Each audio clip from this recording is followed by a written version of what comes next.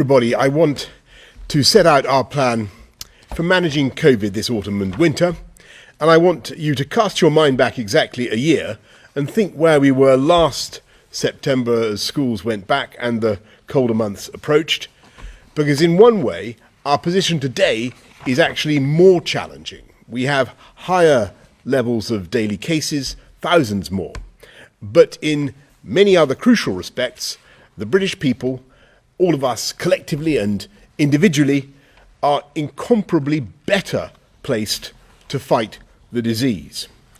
We have more than 80% of all over 16s now double jabbed, double vaccinated, and we have COVID antibodies in around 90% of the adult population. And those vaccines are working. We've seen the extraordinary vaccine-induced falls in deaths and serious disease. And depending on your age, you're up to 9 times more likely to die, sadly, if you're unvaccinated than if you've had both jabs.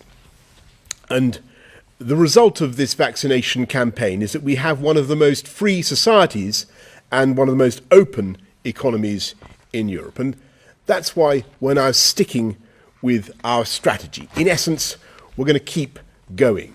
We will continue to offer testing. We'll continue to urge everyone to be sensible, to be responsible, wash your hands, use ventilation, consider wearing a face covering in crowded places with people that you don't know. Stay at home if you feel unwell.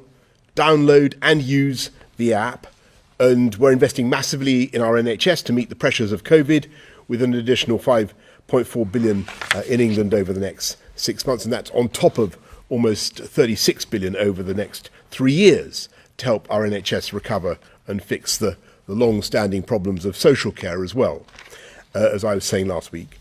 And we're helping to vaccinate the world with 100 million doses for developing countries by next June. And I think this country should be proud, continue to be very proud, that the Oxford AstraZeneca vaccine remains the workhorse of global immunisation. And we will keep further measures in reserve. Plan B. We do not see the need now to proceed, for instance, with mandatory certification, but will continue to work with the many businesses that are getting ready such a scheme. Indeed, over 200 events have already used COVID certification voluntarily. And it's just not sensible to rule out completely this kind of option now, when we must face the fact that it might still make the difference between keeping businesses open at full capacity or not. We will also keep open the option of mandating face coverings as they have elsewhere, or advising people again to work from home, reflecting the fact that when you've got a large proportion of the country, as we have now, with immunity, then smaller changes can make a bigger difference and give us the confidence that we don't need to go back to the lockdowns of the past. And of course, we'll continue to update our advice to you based on the latest data. But in the meantime, we are confident in the vaccines that have made such a difference to our lives.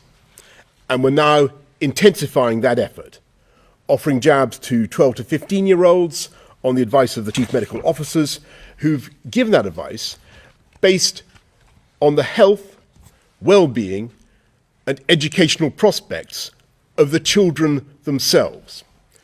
And for over 50s and the under 50s who are at risk or more at risk, we're now motoring ahead with the booster programme, a third dose 6 months after your second dose. And so that's going to mean we're going to be building even higher walls of immunisation, of vaccine protection in this country. And the UK government has procured at scale jabs for every part of the UK, and we'll be sending doses to the devolved administrations in Scotland, Wales and Northern Ireland. COVID is still out there. The disease, sadly, still remains a risk. But I'm confident that we can keep going with our plan to turn jabs into jobs, and protect the gains that we've made together. Thanks very much. I'm going to ask Chris, I think, to do the slides. Chris. First slide, please. The first slide is the number of people testing positive for COVID-19 in the UK.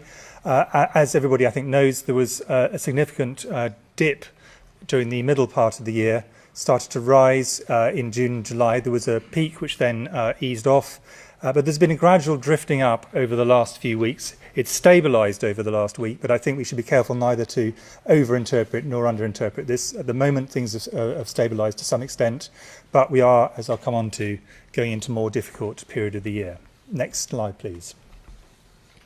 And the number of people in hospital with COVID has inevitably mirrored this.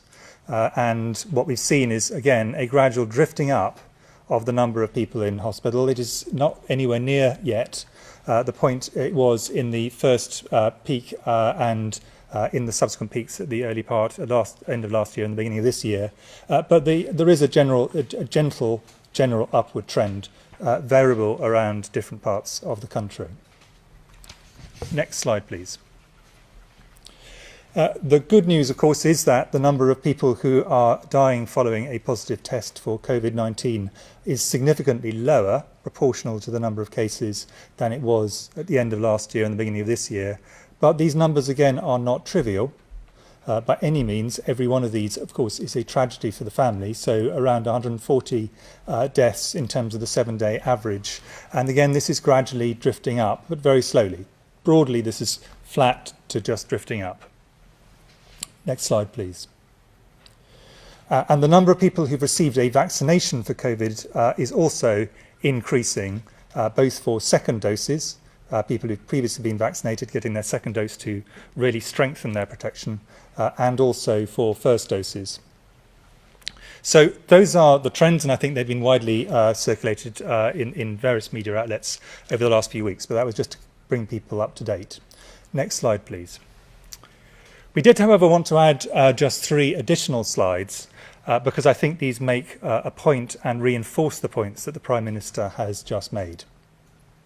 This first slide, these are Public Health England data, shows the number of people with COVID-19 coming to emergency care within 28 days of a positive test. That just means with COVID in most cases.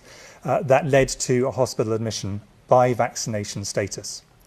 And what you can see is that in every age, there is a very substantially smaller proportion risk of doing this if you are vaccinated than if you're not vaccinated, in every age.